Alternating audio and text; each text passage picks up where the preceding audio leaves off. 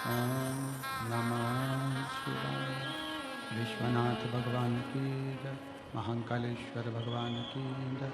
ओमकारेश्वर भगवान की जय। कुबेरेश्वर महादेव की जय। हर हर महादेव, हर हर महादेव, हर हर महादेव। काशी विश्वनाथ ओगरदानी त्रिकालदर्शी कैलाशी अविनाशी, जिनकी पुनीत पावन शिव महापुराण की कथा संपूर्ण विश्व के कल्याण हेतु बाबा देवादिदेव महादेव की कृपा से, उनकी करुणा से, उनकी उदारता से आप और हम सभी सिरपुर महाराष्ट्र की इस पवित्र पावन भूमि पर बैठकर पवित्र कथा का लाभ ले रहे हैं। संपूर्ण विश्व के कल्याण हेतु ये पवित्र पावन 7 दिवसीय शिव महापुराण की कथा आपके और हमारे जीवन का एक मार्ग प्रशस्त कर रही है। सिरपुर नगर के सभी श्रोता भाई बहनों के लिए एक बार जोरदार ताली बजाकर स्वागत, वंदन, अभिनंदन, जिन्होंने इस पवित्र कथा का लाभ लिया है। कथा के मुख्य यजमान माजी विधायक स्वर्गीय तात्या साहेब, जो 15 मिनट बचे हैं वो 15 मिनट में भगवान का भजन करो। और अगर परिवार वाले कहें कि हाँ नहीं, हमको तो 15 मिनट भी नहीं भजन में देना है, तो फिर उनको पूरा समय दे दो। 1 मिनट मेरे भोले बाबा के लिए निकाल लो। वो 1 मिनट के में भजन में भी आपको पार उतार सकता है। 1 मिनट के भजन में भी वो पार उतार।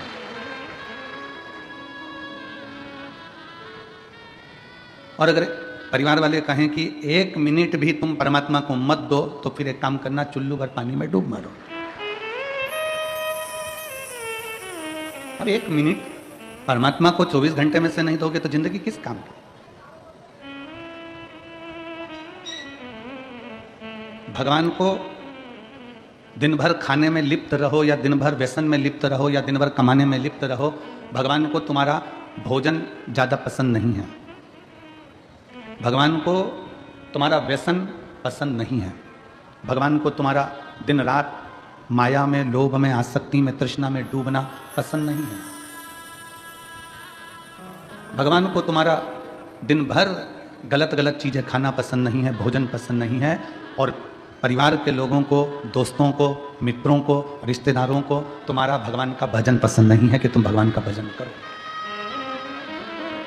अगर आप रोज रोज भगवान का भजन कर रहे हो, रोज रोज कथा में जा रहे हो, रोज रोज स्मरण कर रहे हो, शिव पुराण की कथा टीवी पर सुन रहे हो, मोबाइल पर सुन रहे हो, या किसी न किसी रूप में कथा में जाकर बैठ रहे हो, तो घर के लोगों को अच्छा नहीं लगेगा, घर के लोगों को श्रेष्ठ नहीं लगेगा। मोहल्ले की अगर कोई माता रोज रोज मंदिर जाए, मंदिर में जाकर दिया बत्ती करे, झाड़ू लगाए, पोछा लगाए, तो लोग कहने लगेंगे ये आ गई सती सावित्री।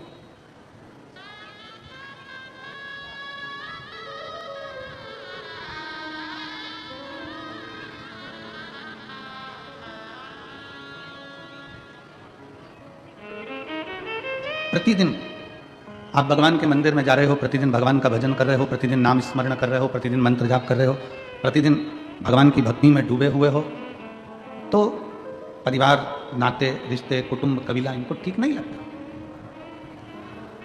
इनको अच्छा नहीं लगेगा कि तुम परिवार में कैसे डूबे हुए हो, तुम भजन में कैसे डूबे हुए हो, तुम मंत्र जाप में कैसे डूबे हो, तुम स्मरण में कैसे डूबे हो। उनको ठीक नहीं लगेगा। पर इतना याद रखो, परिवार को भले अच्छा ना लगे चलेगा, पर उसको अच्छा लगना चाहिए जिससे संबंध निभाना।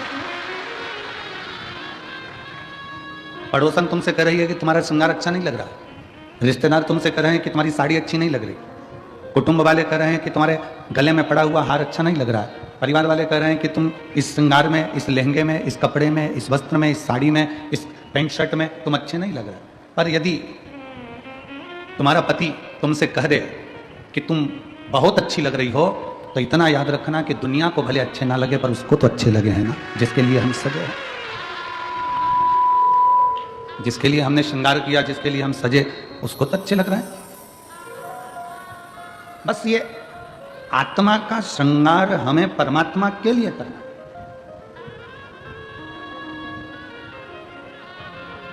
मैंने सबका होके देख लिया, बस तेरा होना बाकी है। मैंने सबका होकर देख लिया, बस तेरा होना बाकी है। मैं सब दर जाकर देख लिया, तेरे दर पे आना बाकी है। मैं सब दर जाकर देख लिया, बस तेरे दर आना बाकी है। मैंने सबका होकर देख लिया, बस तेरा होना बाकी है। बस मैं तेरा हो जाऊं। हमने संसार का होकर देख लिया, सबका होकर देख लिया, उसका होकर देखो।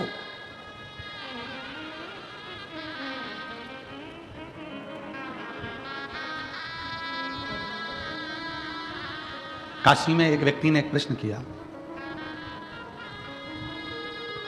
काशी की कथा में हम जिनके यहाँ ठहरे हुए थे, वहाँ कथा का 4 दिन निकलने के बाद हम कोई आता है, शाम को तो मिलना होता ही है, मिल जाते हैं। 4 दिन तक तो हम किसी से मिलते नहीं। और 5वां दिन कथा और शाम को कोई मिलने आया तो उसने कहा, गुरु जी क्या भगवान दुख काटते हैं? गुरुदेव क्या भगवान दुख काटते हैं? आप इसका उत्तर देंगे? हमने कहा नहीं, भगवान दुख काटते होते तो भगवान दुख देते ही काहे को? भगवान दुख नहीं काटता। गुरुदेव आप तो कहते हो कि भगवान तकलीफें मिटाता है, भगवान समस्या समाप्त करता है, दुख समाप्त करता है, क्या भगवान दुख काटते हैं?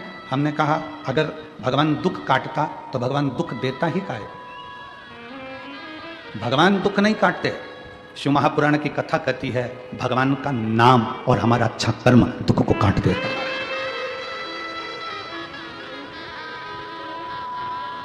हमारा अच्छा कर्म और भगवान का नाम। आज दुनिया के लोगों को मालूम नहीं पड़ रहा कि ये संसार के लोगों का इतना इतना दुख कैसे कट रहा है। जिस बीमारी में एक बच्चा पांव से लेकर सिर तक पूरा की पूरा बेकार होता चले जाता है, आखिरी में उसका शरीर काम करना बंद कर देता है और शरीर छूट जाता है, वो बच्चा भी कैसे ठीक हो जाता है? कैंसर जैसा रोग कैसे ठीक हो जाता है? दुनिया के लोग कहते हैं कि दुख याद रखना आपका जपा हुआ नाम, आपका भजा हुआ स्मरण। इसलिए तुलसी बाबा ने लिखा था कलयुग केवल नाम आधारा। कलिकाल में नाम की प्रधानता है। आप अपने भजन का बल जितना बढ़ा रहे हो, आप जितना जितना श्री शिवाय, जम के बोलो जरा, श्री शिवाय नमस्तुभ्यम, आप जितना जितना शंकर का मंत्र जाप कर रहे हो, आप जितना जितना शिव का नाम जाप कर रहे हो, श्री शिवाय नमस्तुभ्यम बोलते जा रहे हो, बोलते जा रहे हो। दुख कौन काट रहा है? आपका अच्छा कर्म। आपने मंदिर जाना चालू कर दिया, आपकी किस्मत में बहुत सारी ठोकर लिखी थी, आपके जीवन में बहुत सारा दुख लिखा हुआ था, बहुत सारा कष्ट लिखा हुआ था, बहुत सारी ठोकरें लिखी हुई थी, और आपने भगवान के मंदिर जाना चालू करा तो वो दुख की ठोकर भी तुम्हारी दूर होती चली गई, कष्ट की ठोकर भी दूर होती चली गई। शिव महापुराण की कथा कहती है अगर वो बच्चा सुन रहा हो और बच्चे ने प्रश्न किया कि क्या भगवान दुख काटता है? अगर भगवान दुख काटता तो भगवान दुख नहीं देता। भगवान ने दुख दिया है, काटना आपको पड़ेगा। कैसे? भगवान का नाम लेकर और अच्छे कर्म कर कर उस दुख को काट दीजिए। किम्मत बुरे कर्म कर बंदे वरना पछताएगा, भगवान की आंखों से तू बच नहीं पाएगा, तू बच नहीं पाएगा। अरे ओ अज्ञानी मत कर नादानी, तेरे कर्म का फल भी तू ही पाएगा, जैसा किया तूने तेरे आगे आएगा। मत बुरे कर्म कर बंदे वरना पछताएगा। भगवान की आँखों से तू बच नहीं पाएगा, तू बच नहीं पाएगा। अरे ओ अज्ञानी मत कर नादानी, अरे ओ अज्ञानी मत कर नादानी। भगवान दुख नहीं काटता, भगवान दुख सहन करने की शक्ति देता है, भगवान दुख सहन करने का बल देता है। फिर किसी ने प्रश्न किया, गुरुजी जब ऊपर जाते हैं मरकर 84 लाख योनियां मिली हैं, सारी योनियों में ऊपर गए मर मर कर, भगवान ने ऊपर जाकर अपने को, हमने सुना है कि गरुड़ पुराण में लिखा है कि ऊपर जाने के बाद बेतरनी में गिरो, नरक में पड़ो, खोलते तेल में उकाला, त्रिशूल से मारा, चाकुओं से काटा, सब कुछ हुआ। तो जब ऊपर ही इतना भुगता देते हैं तो फिर नीचे काहे को भुगताते हैं? बोलो सही है कि गलत है? अरे जम के तो बोलो रे, सही है। जब ऊपर खोलते तेल में, गरुड़ पुराण में सुना है कि नहीं सुना? तुम लोगों ने सुना है ना? खोलते तेल में डाल दिया, त्रिशूल से मार दिया, अग्नि में जला दिया और इतना नोच आ गया, शरीर जीव रोने लगा। जब ऊपर इतना भुगताया तो फिर नीचे काहे को भुगताता? हे गुरुजी जब ऊपर इतना कष्ट मिला है जीवात्मा को तो फिर नीचे जीवात्मा को कष्ट क्यों मिलता है? हमारा कहना केवल इतना सा है कि जब हॉस्पिटल में भर्ती रहते हो तो वहां तो दवाई खाना पड़ती है, इंजेक्शन लेना पड़ता है, दवाइयां पीना पड़ती है, सब कुछ हॉस्पिटल में होता है। ये समझ लो कि ऊपर हॉस्पिटल है जिसमें जीवात्मा का इलाज हुआ। इलाज होने के बाद जब वो घर जाता है ना तो वहां भी थोड़ी ना थोड़ी टेबलेट बांध के दे दी जाती है। समझ में आ रही है ना कथा? वो हॉस्पिटल है जहां हम भोग कर आए और भोग कराने के बाद वहाँ के डॉक्टर ने, धर्मराज ने, यमराज ने थोड़ी बहुत टेबलेट बांध कर दे दी कि अब ये नीचे जाएगा तो सुबह शाम ये दवाई मिलती रहेगी, मतलब कहीं ना कहीं दुख प्राप्त होता रहेगा। तो बस उसी तरह डॉक्टर ने कह दिया घर जाकर ये दवाई लेना पड़ेगी, तो डॉक्टर से कहो डॉक्टर साहब मैंने हॉस्पिटल में इतनी दवाई खाली, अब घर की क्यों दे रहा हूँ? नहीं, घर का डोज तो देना पड़ेगा, घर पे जाओगे तो ये दवाई तो लेना पड़ेगी, ऐसा तो करना पड़ेगा। उसी तरह जीवात्मा ने कहा जब हम इतना ऊपर भुगत लिए, हमें खोलते तेल में डाल दिया, अग्नि में पटक दिया, पानी में पटक दिया, हमें नोच नोच के खा गए, ऊपर हमें नरक में इतना भुगताया गया, अब नीचे क्यों भुगता रहे हो? तो भगवान ने कहा चिंता मत कर, हॉस्पिटल से करी है तो घर की टेबलेट देकर भेजा है, थोड़ा तो नीचे जाकर भी भोगना पड़ेगा।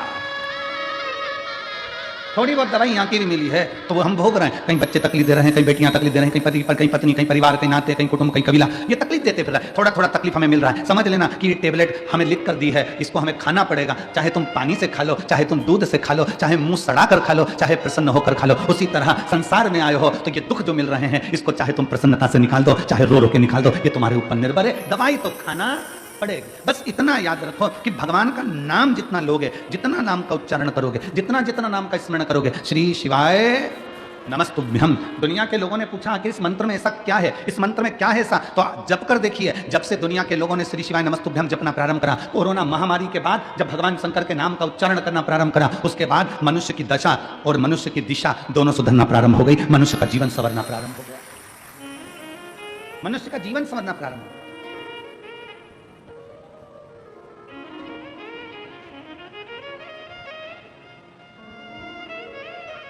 भगवान का नाम लेने से क्या होता है? तो कहा स्मरण होता है। स्मरण, नाम का स्मरण होगा तो हृदय में रमण होगा। हृदय में रमण होगा जब हमारे हृदय में भगवान के नाम का रमण होना प्रारंभ हो जाएगा। नाम का स्मरण हुआ, स्मरण से रमण हुआ, और रमण होना जब हृदय में प्रारंभ हो गया तो समझ लो दुख का मरण हो जाएगा, फिर दुख समाप्त हो गया, फिर दुख समाप्त होगा। दुख का मरण ही परमात्मा के नाम का स्मरण है। श्री शिवाय नमस्तुभ्यं, श्री शिवाय नमस्तुभ्यं, श्री शिवाय नमस्तुभ्यं, श्री शिवाय नमस्तुभ्यं, श्री शिवाय नमस्तुभ्यं, श्री शिवाय नमस्तुभ्यं, श्री शिवाय नमस्तुभ्यं, श्री शिवाय नमस्तुभ्यं, श्री शिवाय नमस्तुभ्यं, श्री शिवाय नमस्तुभ्यं। आप उसको भजेंगे, जपेंगे, स्मरण करेंगे, दुख कटेगा। फिर किसी ने कहा कि कथा में जाकर क्यों बैठे? हम टीवी पर कथा सुनते तो हैं, हम मोबाइल पर कथा सुनते तो हैं।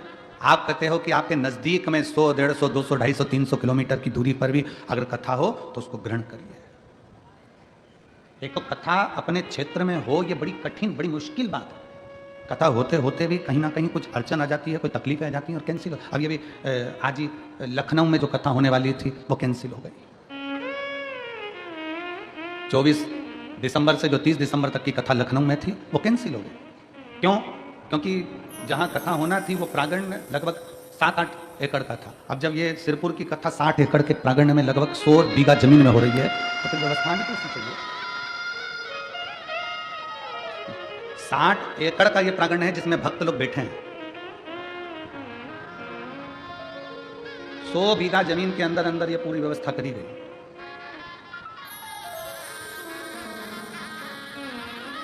कोई पुण्य है। क्यों? नाम का स्मरण होगा तो हृदय में रमण होगा, रमण होगा तो दुख का मरण होगा, ये निश्चित है।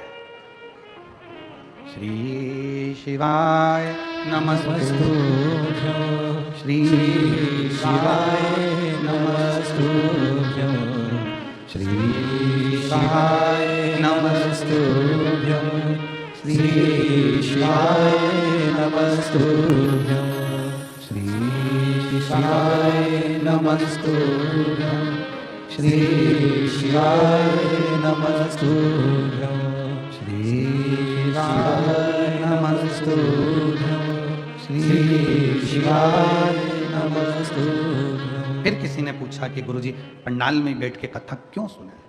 टीवी पर सुन ले हम, मोबाइल पर सुन ले हम, पंडाल में क्यों? तो याद करो 3.5 करोड़ रोम छिद्र या मनुष्य के शरीर में 3.5 करोड़ रोम छिद्र हैं इस मनुष्य के शरीर में। बारीक बारीक रोमों को अगर ये पूरे शरीर के एक एक रोमों को गिना जाए तो 3.5 करोड़ रोम पूरे शरीर में है। कितने हैं? जम के बोलो जरा। 3.5 करोड़ रोम छिद्र मनुष्य के शरीर में। अग्नि पुराण में एक प्रसंग मिलता है कि पूछा गया कि ये 3.5 करोड़ रोम छिद्र परमात्मा ने मानव के शरीर में क्यों दिए? तो कहा गया, अग्नि पुराण कहती है कि ये 3.5 करोड़ बार मनुष्य को एक दिन में भगवान का नाम लेना पड़ेगा तब तरेगा। अब मेरी जीजियों, मेरे जीजाओं, मेरी बेटियों, मेरे बेटाओं, मेरी माताओं, मेरे भाई, जितने आस्था चैनल पर सुन रहे हैं, जितने फेसबुक यूट्यूब पर सुन रहे हैं और जितने पंडाल में सुन रहे हैं, आप और हमसे भी कोई पूछेगा कि गुरुजी आपने 3.5 करोड़ बार क्या भगवान का नाम कभी लिया है? आपने लिया है 3.5 करोड़ बार एक दिन में भगवान का नाम? जम के बोलो जरा।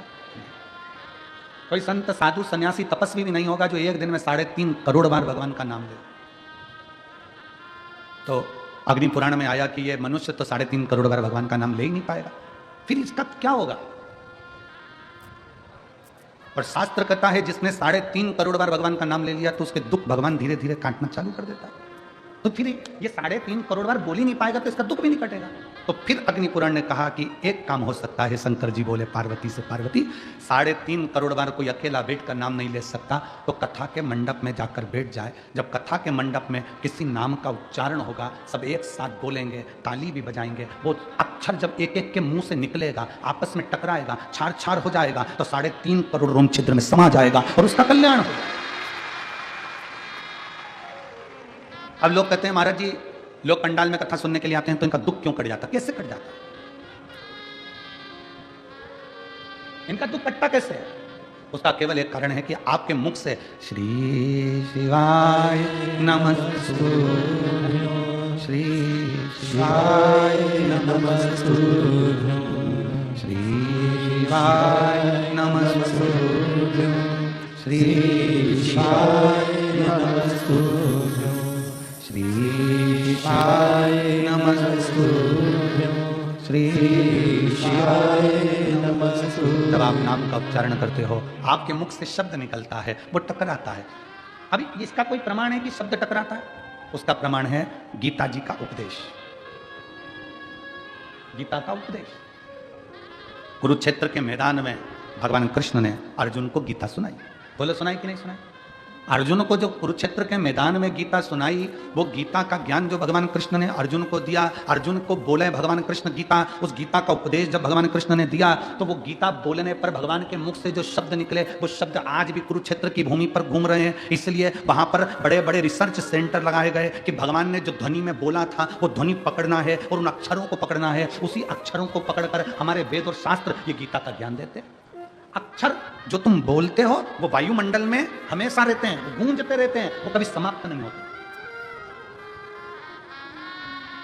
हमारे द्वारा आपके द्वारा बोले गए अक्षर, हमारे द्वारा आपके द्वारा बोले गए शब्द कभी समाप्त नहीं होते, वो घूम के हमारे पास आते हैं। आप किसी को बंद कमरे में एक ताला लगाओ, एक कमरा बंद करो, 2 कमरा बंद करो, 3 कमरा बंद करो, 4 कमरे बंद करके अकेले कमरे के अंदर आप किसी की निंदा कर देखो, जिसकी निंदा करिए उस तक वो बात पहुंच ही जाती है। अब लोग कहेंगे हमने तो अकेले में की थी, ये बात उसके तक पहुंच कैसे गई? क्योंकि हमारे शरीर की वाइब्रेशन, हमारे शरीर की तरंगे हमारी बात को ले जाकर वहां तक छोड़ देती है जिसके लिए हमने कहा है।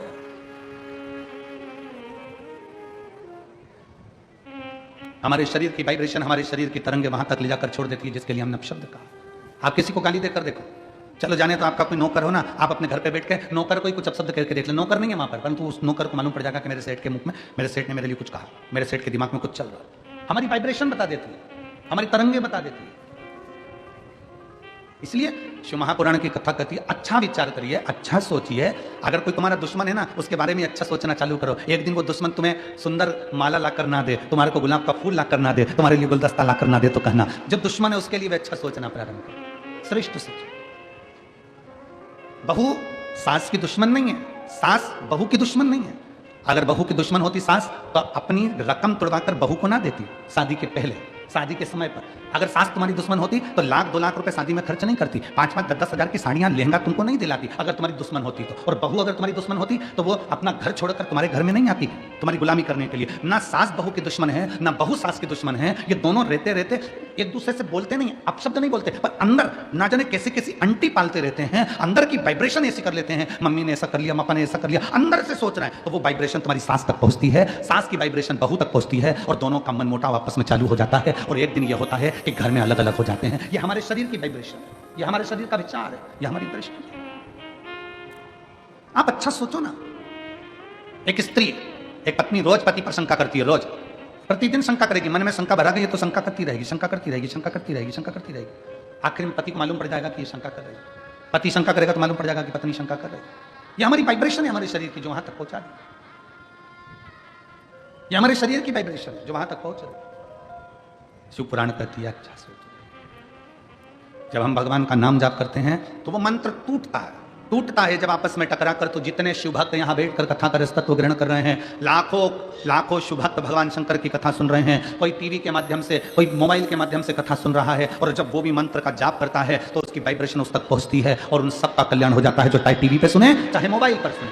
श्री शिवाय नमस्तुभ्यं, श्री शिवाय नमस्तुभ्यं, सब बोलिए श्री शिवाय नमस्तुभ्यं, श्री शिवाय नमस्तुभ्यं, श्री शिवाय नमस्तुभ्यं, श्री शिवाय नमस्तुभ्यं। ये हमारे शरीर की तरंगे हमें वहां तक लेकर जा रही है, हमारे भीतर की तरंगे हमें वहां तक लेकर जा रही है। भगवान दुख नहीं काटता। अगर दुख काटता मेरा भगवान तो दुख ही नहीं देता। भगवान दुख देता है तो भगवान का कार्य है कि वो उस दुख को सहन करने की शक्ति देता है। दुख कौन काटेगा? अब आपको बताना है दुख कौन काटेगा। आपका जपा गया नाम, आपका चढ़ाया गया एक लोटा जल। आप जो अपना घर छोड़कर परमात्मा के दरवाजे तक जा रहे हो, किसी भूखे को भोजन करा रहे हो, किसी प्यासे को पानी पिला रहे हो, किसी व्यक्ति के दुख की घड़ी में तुम काम आ रहे हो और एक लोटा जल भगवान शंकर को चढ़ा रहे हो और मुख से श्री शिवाय नमस्तुभ्यं कह रहे हो, तुम्हारा वो सत्कर्म, तुम्हारा वो भजन, तुम्हारा वो नाम जाप, तुम्हारा वो स्मरण तुम्हारे दुख को समाप्त कर देगा, तुम्हारे कष्ट को समाप्त कर देगा। तुम्हारा किया गया भजन दुख काट देता है, तकलीफ काट देता है, समस्या मिटा देता है। ए मेरी सिरपुर की जीजियों, मेरे सिरपुर के जीजाओं, मेरी माताओं, मेरी बेटियों, बेटाओं, मेरी जीजियों, जब जिंदगी में दुख आए किसी के सामने जाकर मत रो। जाना है घर में से लोटा भर कर पानी भरो, श्री शिवाय नमस्तुभ्यं श्री शिवाय नमस्तुभ्यं। एक लोटा पानी घर में से भरो, उस जल को लेकर महादेव के मंदिर में जाओ, जपते जपते अपने दिल की बात बाबा के जल चढ़ाते चढ़ाते कह दो। बहुत ज़्यादा अगर दुख है तो उत्तर की ओर मुख, मतलब जहाँ से जल निकलता है, जलाधारी का जो जल होता है निकलने का स्थान ये उत्तर में होता है। आप दक्षिण में बैठकर या खड़े होकर उत्तर की ओर मुख कर कर एक लोटा जल बाबा को चढ़ाना प्रारंभ करो और अपने दिल की बात बाबा से कहना प्रारंभ करो। और अगर तकलीफ ज़्यादा है, बहुत ज़्यादा समस्याओं में घिरे हो, तो उत्तर की ओर खड़े होकर तो जल चढ़ाओ और उत्तर की ओर से जल खचड़ाने के बाद फिर वापस सामने आ जाओ और जहाँ से जल बहता है उस स्थान पर अपनी 3 उंगली रखकर और हथेली को, जहाँ से पानी नीचे बहकर जाता है, उस हथेली को वहाँ रखकर एक बार अपने दिल की बात बाबा से जरूर कहो और वो हथेली को फिर अपने हृदय से लगाकर श्री शिवाय नमस्तुभ्यं श्री शिवाय नमस्तुभ्यं अपने हृदय से बाबा को हथेली का स्मरण कराकर लगाकर बोलकर फिर उस हथेली को अपने हृदय से लगाए। विश्वास करता है मेरा बाबा 3 महीने भी नहीं लगने देगा और जल्दी से वो कार्य सफल कर देगा।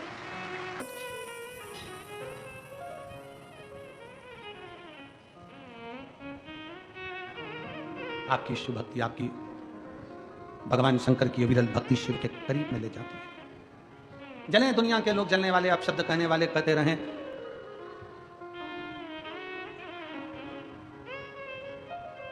उनका काम है जलना, उनका काम है अपशब्द कहना, कहते रहेंगे। कहते हैं ना, तुम जलन बरकरार रखो, जलवा मेरा महादेव बरकरार रखेगा। तुम जलन बरकरार रखो, जलवा मेरा महादेव बरकरार रखेगा। दुनिया जलती रहे, जले, तुम मेरे बाबा को एक लोटा जल पूरी श्रद्धा के साथ, पूर्ण विश्वास के साथ, पूर्ण भरोसे के साथ, पूर्ण भरोसे।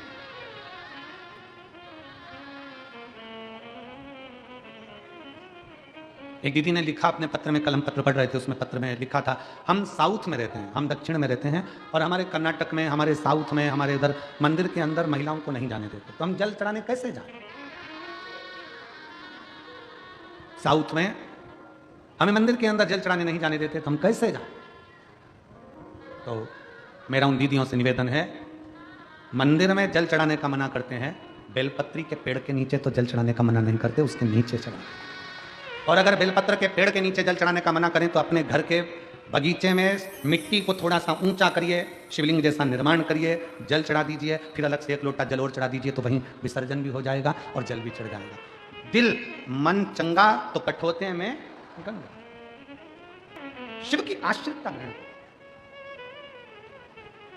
दुख हम आप जो मंत्र जाप कर रहे हैं, जो भजन कर रहे हैं, जो स्मरण कर रहे हैं, जो नाम जाप कर रहे हैं, जो कीर्तन कर रहे हैं, ये हमारे दुख को काट देता है।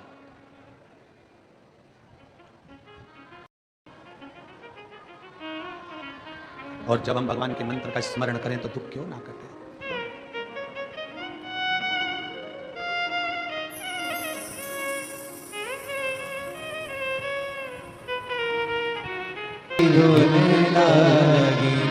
हर हर भोला शंभो तुम्हारी धून लागी, हर हर भोला शंभो तुम्हारी धून लागी।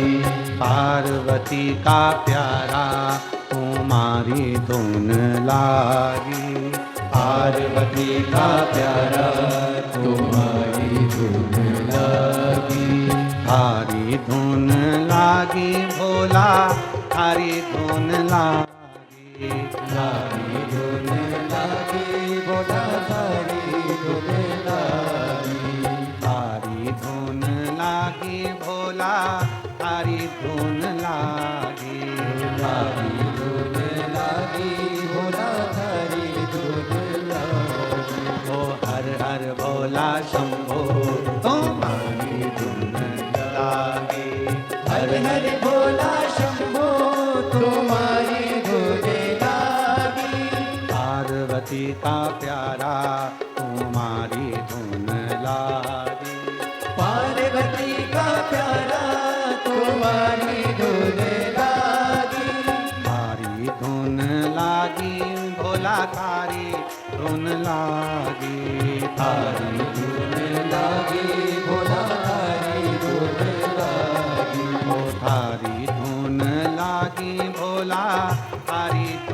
लागी। भारी धुन लागी भोला धुन लागी। ओ हर हर भोला शंभो तुम्हारी धुन लागी। हरि हरि भोला शंभो तुम्हारी धुन लागी। ओ पार्वती का प्यारा तुम्हारी धुन लागी। पार्वती का प्यारा तुम्हारी धुन लागी। बढ़ाओ उसे।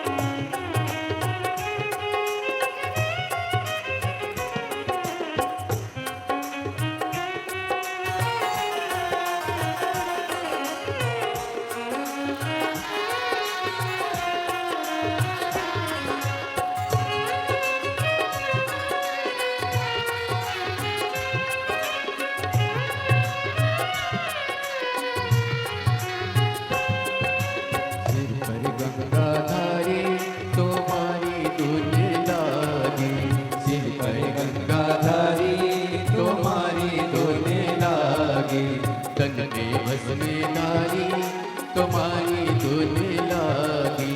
तन में बस में धारी तुम्हारी धुन लागी। हरि हरि भोला शंभू तुम्हारी धुन लागी। हरि हरि भोला शंभू तुम्हारी धुन लागी। तुम्हारी धुन लागी भोला धारी धुन लागी। तुम्हारी धुन लागी भोला धारी धुन लागी। हरि हरि भोला शंभू तुम्हारी धुन लागी। हरि हरि भोला शंभू तुम्हारी धुन लागी।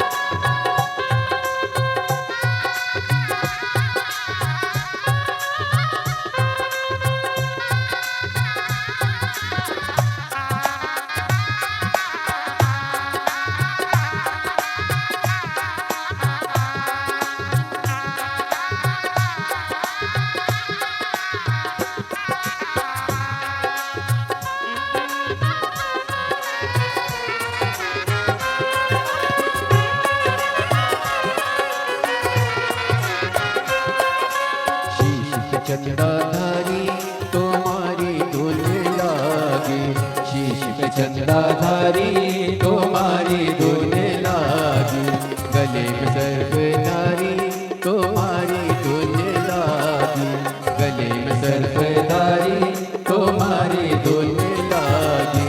हरि हरि बोला शंभू तुम्हारी धुन लागे, हरि हरि बोला शंभू तुम्हारी धुन लागे, तुम्हारी भोला शंभू तुम्हारी धुन लागे, तुम्हारी धुन लागी, भोला थारी धुन लागी, हारी धुन लागी, भोला थारी धुन लागी।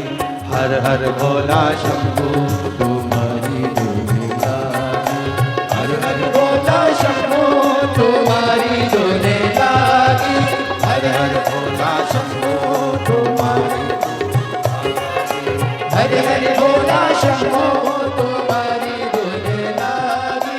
सिर पे गंगाधारी तुम्हारी धुन लागी, सिर पर गंगाधारी तुम्हारी धुन लागी, ओ सिर पे गंगाधारी तुम्हारी धुन लागी।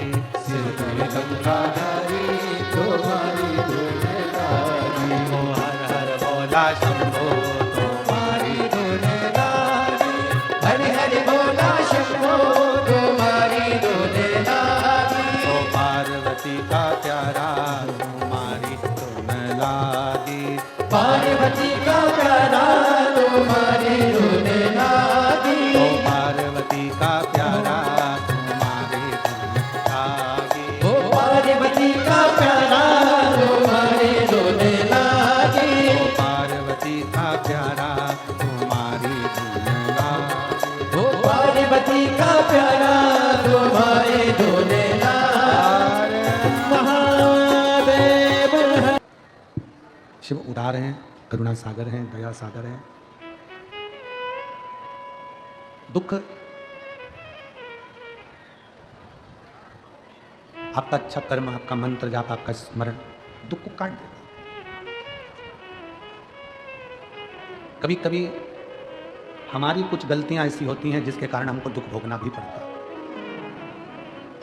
जैसे कल कथा में अपन ने श्रवण करा कि दक्ष प्रजापति ने शंकर भगवान का अपमान किया, शिव जी को अपशब्द कहा, ताने दिए, आड़ा टेढ़ा बोला। क्यों बोला? कभी आपने विचार किया? कभी आपने कभी मन में एक विचार लेकर आओ।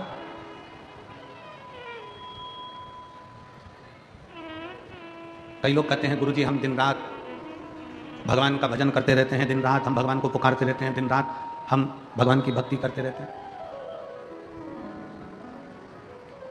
हम माने तुम भगवान कृष्ण को पुकार रहे हो, तुम राम जी को पुकार रहे हो, तुम जानकी जी को पुकार रहे हो, तुम राधा रानी को पुकार रहे हो, तुम शंकर जी को पुकार रहे हो, तुम पार्वती जी को पुकार रहे हो, तुम हनुमान जी को पुकार रहे हो, तुम भगवान श्री दत्त को पुकार रहे हो। तुम्हारी मर्जी पड़े तुम उसको पुकार रहे हो।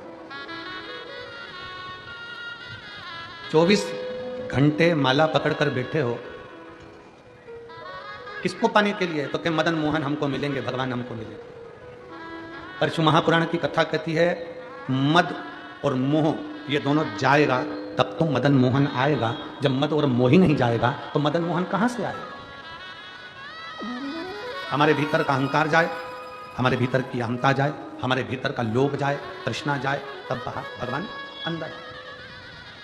कल हम प्रसंग सुन रहे थे, दक्ष प्रजापति का प्रसंग स्मरण कर रहे थे। दक्ष प्रजापति शिव जी को कितना आड़ा टेढ़ा बोला, शंकर भगवान को कितने कितने अपशब्द दक्ष प्रजापति ने कहे, और आखिरी में दक्ष प्रजापति ने कह दिया शंकर तुम शमशान में निवास करो। कितना कितना अपशब्द कहा गया, कितना कितना ताना दिया गया, कितनी कितनी अपशब्द बोले गए, और आखिरी में कह दिया गया कि शंकर तुम शमशान का निवास करो। अब जितने लोग बैठे हैं, जितने शिव भक्त बैठे हैं, जरा विचार करिएगा। दक्ष प्रजापति ने अपनी कन्या सती का विवाह शिव जी के साथ करा। फिर ऐसा कौन सा झगड़ा था दक्ष प्रजापति और शंकर भगवान का कि दक्ष प्रजापति शिव जी को गाली पर गाली देते रहे? ऐसा कौन सा कारण था कि दक्ष प्रजापति का अपना खुद का शीश शंकर भगवान ने कटवा दिया? ऐसा कौन सा कर्म का भोग दक्ष प्रजापति को भोगना पड़ा कि दक्ष प्रजापति के प्राण छूट गए, शीश अग्नि में जाकर गिर गया और बकरे का मुंह लग गया। ये कर्म दंड नहीं तो क्या है? क्यों, किस लिए? कौन सी गलती दक्ष प्रजापति ने ऐसी कर दी? कौन सी?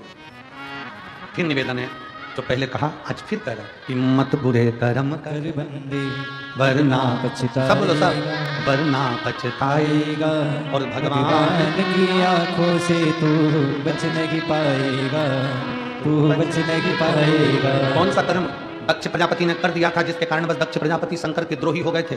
कौन सा कर्म दक्ष प्रजापति ने कर दिया था जिसके कारण दक्ष प्रजापति का सिर कट गया था? कौन सा कर्म दक्ष प्रजापति ने कर दिया था कि दक्ष प्रजापति का सिर कटकर अग्नि में गिर गया था? कौन सा कर्म दक्ष प्रजापति ने कर दिया था कि दक्ष प्रजापति का पूरा यज्ञ नष्ट हो गया था? कौन सा कर्म दक्ष प्रजापति ने कर दिया था कि दक्ष प्रजापति का पूरा जितना राज्य भवन था वो सब नष्ट हो गया था? कर्म कौन सा करा था? केवल एक काम दक्ष प्रजापति ने गलत किया था। शायद आप भी वो गलत काम ना कर देते। कौन सा काम करा था दक्ष प्रजापति ने गलत? और भूल से भी अगर वो काम हमारा हो जाता है तो व्यक्ति को जीते जी इस कर्म का दंड तो उसको भोगना ही पड़ता है। जैसे दक्ष प्रजापति स्वयं भोगे, सती के पिता थे तो भी भोगना पड़ रहा है। कौन सा कर्म था? चरित्र आता है, बड़ा सुंदर प्रसंग। एक बार दुर्वासा ऋषि मां जगतजननी जगदम्बा की आराधना में लीन, और दुर्वासा बाबा ने मां जगतजननी जगदम्बा की आराधना करी, बहुत तप किया। जगतजननी दर्शन देने नहीं आई।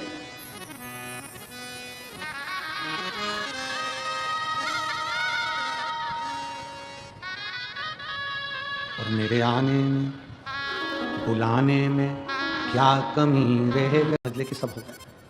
आपका विश्वास उस रुद्राक्ष पर है?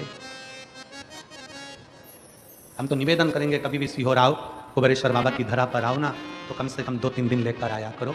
अपने बाप के घर आए हो, थोड़ा आराम से उसके चरणों में सोया करो, खाया करो, रहा करो, भक्ति करो, थोड़ा पड़ेगा। और रुद्राक्ष महोत्सव जो फरवरी में है, संपूर्ण सिरपुर वासियों को और संपूर्ण देशवासियों से निवेदन है कि एक बार मौका लगे, सारे धाम होकर जाओ और एक बार रुद्राक्ष महोत्सव सीहोर का जरूर करो। आस लगाकर उसके चरणों में पड़े रहकर, उसी रुद्राक्ष उत्सव में शिवरात्रि पड़ती है, उसी रुद्राक्ष उत्सव में फुलेरा दूज पड़ती है। उन दोनों का जो समागम होता है, लोगों की झोली भरा जाती है और फिर वो दौड़ दौड़ कर आते रहते हैं। रुद्राक्ष उत्सव आ जाओ।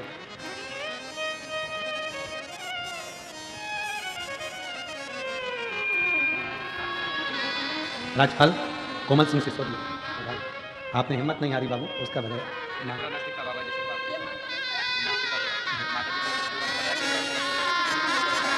बाबा कह रहा है, मैं पहले मानता नहीं था भगवान को कभी भी, पर चाची ने माता जी के लिए बताया, तब से मैं भगवान को बहुत मानने लगा। बता आपकी वजह से शरीर पूरा की पूरा जैसा खा ले,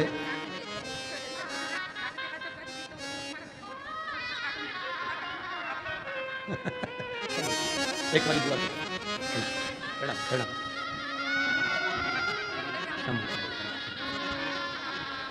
अब पूरा शरीर वापस ठीक हो गया। ये शिव कृपा। हर हर महादेव। एक भरोसा शिव पर करो। गलती करी है दक्ष प्रजापति ने, एक गलती बड़ी विचित्र। कभी कभी हमें हमारे कर्म का भोग भोगना पड़ता।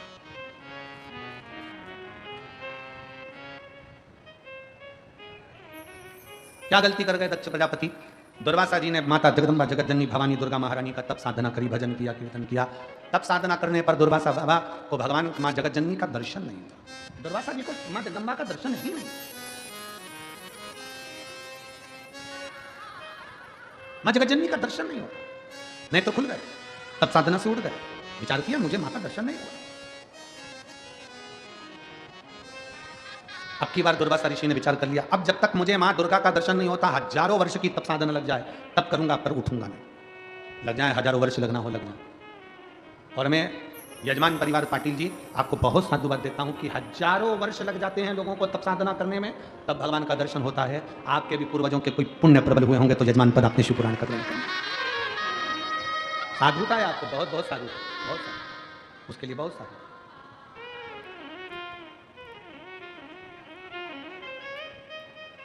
शिव तत्व की प्राप्ति। दुर्वासा जी बैठ गए तब करने के लिए, साधना करने के लिए। उठे नहीं, अब की बार नहीं उठे। मां जगतजननी को लगा जगदम्बा को ये उठता क्यों नहीं है, ये उठ क्यों नहीं रहा। दो तरह की शिव भक्ति है, एक शिव भक्ति बाहर से दिखती है और दूसरी शिव भक्ति अंदर से दिखती है। सावधान होकर सुनिएगा जरा। जहर पियोगे तो मरोगे कि नहीं मरोगे? जम के बोलो जल्दी से, मर जाओगे ना। और अगर जहर मुंह में रख लो और कुल्ला करो और कुल्ला करके थूक दो, मरोगे नहीं। जहर अंदर गया तो मर गए, जहर मुंह के अंदर कुल्ला कर कर थूक दिया तो नहीं मरे।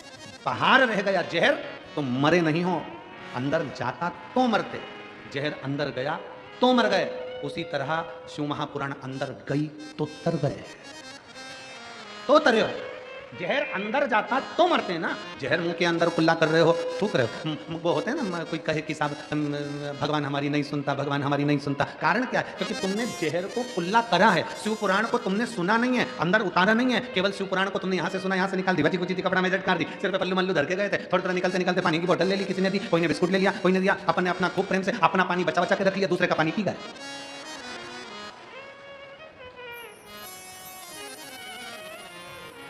और फिर किसी से कहा हमने तो सिरपुर की कथा सुनी थी, भगवान ने हमारी तो सुनी ही नहीं, क्योंकि तुम पानी की बोतल में रह गए।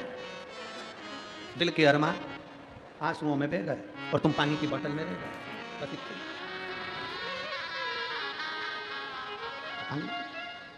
तुम पानी के पाउच के चक्कर में, 2 रुपए का पानी का पाउच, पानी की बोतल 10 रुपए के चक्कर में तुम रह गए। और जो था तुम्हारे पड़ोस में बैठी थी, बड़ी ध्यान लगाकर कथा सुन रही थी, उसने कथा को ना इधर से निकलने दिया ना उधर से निकलने दिया। बाजू वाली बोल भी रही थी तो उसको कोनी मारकर पाँव पड़ती हूँ, मैं 2 घंटे के लिए मुझे सुन लेने दे। 50 रुपए खर्च करके 500 रुपए सूरत से। एक बहन यहाँ कथा सुनने आती, सूरत से रोज आती है, सूरत से रोज जाती है, यहाँ से रोज जाती है और रोज सूरत से कथा सुनने आती। मैं इतनी दूर से कथा सुनने आती, तेरे हाथ जोड़ती हूँ, थोड़ी देर चुप हो जा। पड़ोसन के पाँव पड़ लिया उसने, बस तू चुप हो जा थोड़ी देर, मुझे शंकर को भीतर उतारना है।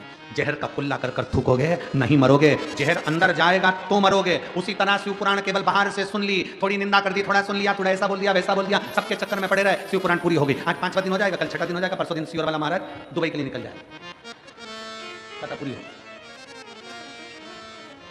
कल कथा की शिवरात्रि रहेगी, 6वां दिन है ना, तो कल कथा का 6वां दिन शिवरात्रि मानी जाती है। लाखों की संख्या में शिव भक्त कल की कथा सुनने के लिए आते हैं, क्योंकि कल बाबा जो भंडार खोलते हैं वो दूसरे दिन 8 बजे से 11 बजे तक मेरा बाबा देकर भेज देता है। कल की कथा तो ये टाइम पर है, 1 बजे से 4 बजे तक। परसों की कथा जिस दिन विराम दिवस है परसों, उस दिन सुबह 8 बजे से 11 बजे तक हो जाएगी। बाबा 11 बजे भंडार भर देगा, सब अपने अपने आनंद के साथ चल देंगे, भक्ति के साथ। और टीवी पर कथा का समय 1 बजे से 4 बजे तक है। फिर 9 से 11 तारीख तक दुबई से 1 बजे से 4 बजे तक भारत में, और दुबई में सुबह 11:30 बजे से कथा प्रारंभ हो जाएगी। यहाँ 1 बजे टीवी पर है। फिर मेरठ की कथा रहेगी 15 तारीख से 21 दिसंबर तक। और जो कथा लखनऊ की कैंसिल हुई है 24 से 30 तारीख तक, उसका भी बाबा कहीं ना कहीं कृपा कर आपको सूचना मिल जाएगी। कल शिव तत्व की प्राप्ति, शंकर हो, उसकी अविरल भक्ति। जहर का कुल्ला कर कर थूका, मरोगे नहीं, जहर अंदर गया तो मर गया। कई लोग कहते हैं भगवान हमारी नहीं सुन रहा, भगवान हमारी नहीं सुन रहा, हमने कथा सुनी, हमने ऐसा करा वैसा करा। तुमने शिव पुराण को अंदर उतारा नहीं अभी यार। अगर अंदर उतार लेते तो जैसे वो सिसोदिया बेटा कह रहा है कि अब मेरा शंकर के प्रति इतना भरोसा हो गया कि मैं शंकर के लिए एक शब्द नहीं सुन सकता, मैं शंकर की निंदा नहीं सुन सकता, मैं शिव के लिए एक शब्द नहीं सुन सकता। विश्वास जागृत हो गया, भरोसा केंद्रित हो गया।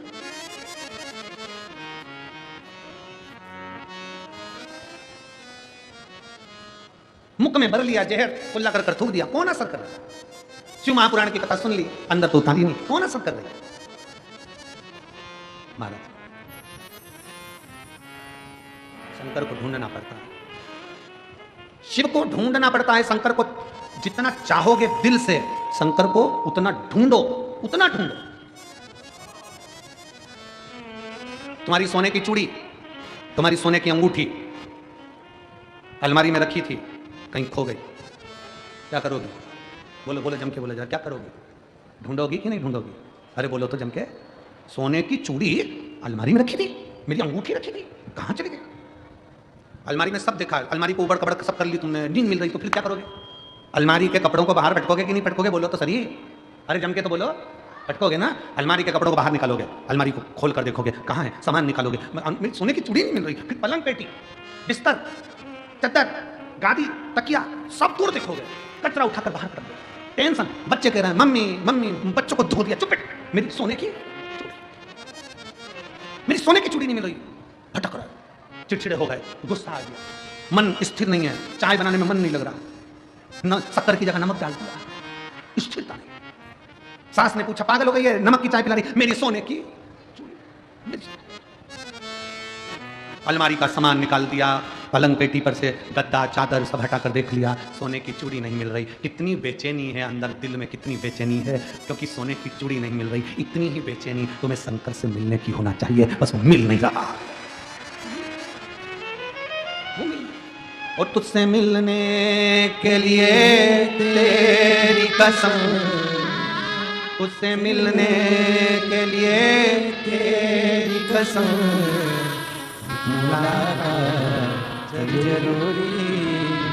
सोने की चूड़ी नहीं मिल रही, बेचैनी। अलमारी का सारा सामान निकाल दिया, फिर निवेदन है जैसे चूड़ी को ढूंढने के लिए अलमारी के कपड़े निकाल कर फेंक दिए, फिर बाद में चूड़ी मिल गई, उसी तरह अपने भीतर से अहंकार निकाल कर फेंक दो, फिर शिव मिल जाएगा, शिव मिल जाएगा। और तुझसे मिलने के लिए तेरी कसम, तुझसे मिलने के लिए तेरी कसम,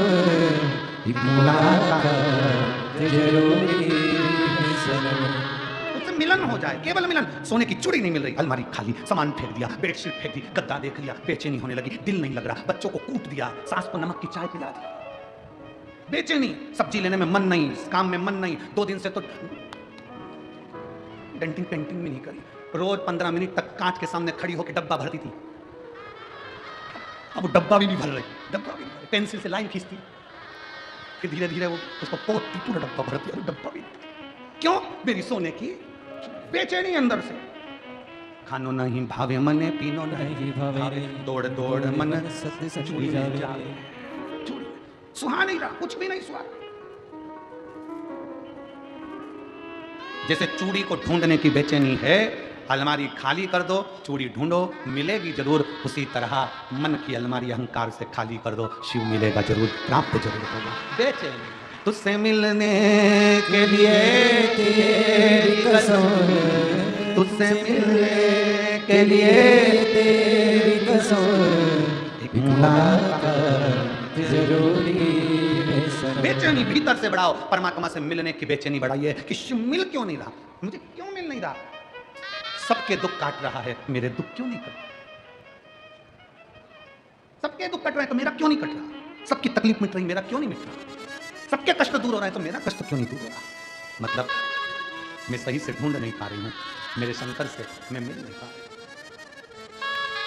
जो संपूर्ण जगत का कल्याण करने वाले हैं, दुर्वासा बाबा ने माँ की आराधना करी, माँ जगत जननी ने बहुत परीक्षा लेकर दर्शन दे दिया। माँ दुर्गा भवानी ने दर्शन दिया तो कहा, दुर्वासा जी मांगो तुमको क्या चाहिए। दुर्वासा जी कहते हैं, मैंने मांगने के लिए तप साधना नहीं करी, मैंने मांगने के लिए तप साधना नहीं करी है। दुर्वासा जी कहते हैं, मुझे तो केवल माँ आपका दर्शन करना था और कुछ नहीं। माता का दर्शन किया तो माँ प्रसन्न होकर अपने गले की माला उतारकर दुर्वासा ऋषि को दे दी। जैसे ही दुर्वासा ऋषि ने माला पहनी, बड़े प्रसन्न होकर चल दिए दक्ष प्रजापति के यहाँ से दुर्वासा बाबा के लिए भोजन प्रसादी का निमंत्रण आ गया। दक्ष प्रजापति की सभा में दुर्वासा बाबा जब भोजन करने के लिए पहुंचे, जैसे ही भोजन करने के लिए बैठे तो दुर्वासा ऋषि ने दक्ष प्रजापति को देखा तो दक्ष दुर्वासा जी के गले की माला देखकर प्रसन्न हो रहे थे और निवेदन कर रहे थे, बाबा आपके गले की माला बड़ी सुंदर लग रही है। बाबा कहे कि तो मेरी माता ने दी है। माता की माला दक्ष प्रजापति जी ने मांग ली, गले की माला दक्ष को दी। दक्ष प्रजापति उस माला को पहनकर अपने कक्ष में पहुंच गए। विश्राम करने से पहले गले की माला उतारकर अपने पलंग पर रख ली। शिव महापुराण की कथा कहती है, कुछ गलतियां मनुष्य ऐसी कर जाता है कि उसको पूरी जिंदगी भोगना पड़ता। मंदिर का प्रसाद, मंदिर की बेलपत्र, जैसे याद रखो कोई व्यक्ति बीमार है ना, तो शंकर भगवान की चढ़ी हुई बेलपत्र उसके सिराने, उसके पलंग के पास, उसके पास रख सकते, मना नहीं। कोई यदि बीमार है तो बेलपत्र आप रख सकते हो औषधि के रूप में। पर आप स्वस्थ हैं, जिस पलंग पर सोने जा रहे हैं उस पलंग पर अगर भगवान का चढ़ाया गया प्रसाद रखा है, फूल रखा है पलंग पर, या पलंग पर तुमने भगवान की माला रखी है या कोई सामग्री रखी है, स्वस्थ भाव में, बीमार है, शंकर पे चढ़ी हुई बेलपत्र उसके सिर के पास रखो, उसके पास रखो, उसकी जेब में रखो, मना नहीं। पर अगर वो स्वस्थ हो और पलंग पर सोने के लिए जा रहे हो और भगवान की माला या भगवान का प्रसाद पलंग पर रख रहे हो, तो मनुष्य को उसका तरण भोगना पड़ता। भगवान का प्रसाद कभी पलंग पर नहीं रखना चाहिए। भगवान पर चढ़ी हुई सामग्री, भगवान पर चढ़ी हुई बेलपत्र हो, पुष्प हो, वो कभी पलंग पर ना रखें। हाँ, बीमार है, चढ़ी हुई आप रखो बेलपत्र औषधि के रूप में कि मेरा बाबा, मेरा शंकर आया। स्वस्थ हो, आराम से अपने एंजॉयफुल जिंदगी जी रहे हो और भगवान का प्रसाद पलंग पर रख रहे हो तो बस श्रेष्ठ। दक्ष प्रजापति ने माँ जगतजननी की माला को अपने पलंग पर रख लिया। आखिरी में दुर्वासा बाबा को मालूम पड़ा तो उन्होंने कह दिया, दक्ष तूने ये ठीक नहीं करा, तेरा गला कटेगा, पूरा तेरा राज्य नष्ट होगा, विध्वंस होगा यज्ञ। दक्ष प्रजापति हाथ जोड़ लिए, गलती और कर्म का भोग तो भोगना है। कर्म गति बड़ी विचित्र है, कर्म का भोग तो भोगना, कर्म गति बड़ी विचित्र है, कर्म का भोग तो भोगना। कई लोग पूछते थे, गुरुजी ये क्यों हुआ, किस लिए हुआ, दक्ष प्रजापति की बुद्धि क्यों मारी गई, क्या विचारा गया जो दक्ष प्रजापति ने अपने ही दामाद को अपशब्द कर दिया, शंकर की निंदा कर दी, शंकर भगवान को अपशब्द कर दिया। क्योंकि उस माला का बड़ा महत्व है, पूजन की माला हो, पूजन की सामग्री हो, पूजन का सामान हो, उसको अपने शयन कक्ष के पलंग पर, अपने पलंग पर जिस पे तुम सोते हो उस पर ना रखिए। उस पर शिव महापुराण तो यहां तक कहती है कि शंकर भगवान का प्रसाद रात भर भी नहीं रखना चाहिए। ये 6 दिन कथा की जो 6 दिन बेलपत्र मिलती है ना, ये 6 दिन की जो बेलपत्र मिलती है, आधी रात होने से पहले इसको खाना पड़ता है। प्रसाद की जो बेलपत्र कथा में मिलती है, और 7वें दिन की बेलपत्र मिले तो उसको लाल कपड़े में अपनी तिजोरी में रखा जाता है, उसको खाया नहीं जाता। और इस बेलपत्र को कई लोग संभाल के भी रखते हैं, कोई बीमार है, कोई दुखी है, उसके लिए भी रखते हैं। बेलपत्र पर भगवान का माना, कोई बीमार है, कोई तकलीफ में है तो बेलपत्र आप अपने पास में रख सकते हो, पलंग के पास रख सकते हो, सब कुछ है और स्वस्थ मिलेंगे। शिव तत्व कह रहा है, माता पार्वती जी भगवान शंकर की आराधना में लीन होती है। दक्ष प्रजापति स्वयं नेत्रों में जल भरते हैं। पार्वती मैया हिमालय राज के घर में जब जन्म ली तो विनय करा निवेदन, अपनी मैया से, अपनी माता से, माता पार्वती जी ने बारंबार विनय कर विवाह करने के लिए कहा कि मैं करूंगी विवाह तो शिव से करूंगी। इस शिव सन्यासी से, मरघटवासी से मैया करूंगी मैं तो ब्याह। शिव सन्यासी से, मरघटवासी से मैया करूंगी। शंकर भगवान ओघड़ी से विवाह माता पार्वती ने करा। समय बीता, कल गणेश जी महाराज का प्रागट्य का अपने दर्शन किया। माँ गंगा और माता पार्वती का आपस में मेल होता है, शिव जी की शरणागति दोनों ग्रहण करती हैं। सुंदर गंगा जी और पार्वती जी का दर्शन आप और हम भगवान शंकर के सम्मुख में कर रहे हैं। जोरदार ताली बजाकर गंगा, पार्वती और शिव का दर्शन का आनंद लीजिए। कल कथा बड़े आनंद के साथ 6वें दिन में प्रवेश करेगी। कल कथा का 6ठा दिन मतलब शिवरात्रि का दिन माना जाता है, और फिर 7वें दिन की कथा सुबह 8 बजे से 11 बजे तक रहेगी। मैं जिन्होंने 16 जनवरी से 22 जनवरी तक सूरत में कथा ली है, अगर वो आए हों तो मैं उनको आमंत्रित करता हूँ, अगर आए हों तो व्यासपीठ के पास में आ जाएं। बाबू साहब सम्राट अभिमन पाटिल सूरत गुजरात से, जिन्होंने 16 जनवरी से 22 जनवरी 16 से 22 जनवरी गुजरात 2025 में नूतन वर्ष के अंतर्गत ये कथा को लिया है। एक बार जोरदार ताली बजाकर उनके लिए साधुता।